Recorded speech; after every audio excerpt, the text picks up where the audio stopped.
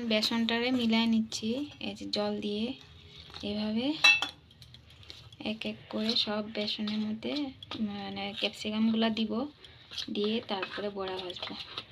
এই যে বেশি হয়ে যাবে নাকি জল, দাঁড়াও কি যাবে, ভালো মতন মিক্স করতে লাগবে যেহেতু। আর এখানে কি কি দিয়েছি সেটাও আমি বলে দিচ্ছি।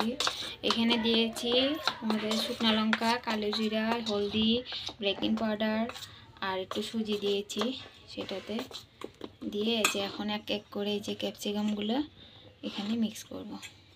এই যে মিক্স করে দিচ্ছি, নিয়ে আসা দিমো।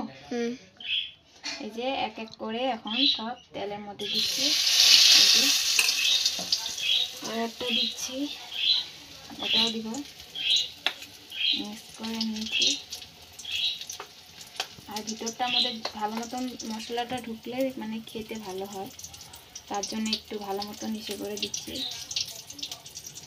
এই যে ঠিক আছে, ক্যাপসিকাম রেডি। কেমন হয়েছে অবশ্য কমেন্টে জানাবেন, আর কার কার জিভে জল চলে এসছে সেটাও জানাবেন। ঠিক আছে, আমরা এখন খাই, আপনাদের সাথে আবার পরে আসতেছি। আর আপনাদের যদি খেতে ইচ্ছা যায় অবশ্যই আমাদের ঘরে এসে যান। ঠিক আছে, বাই।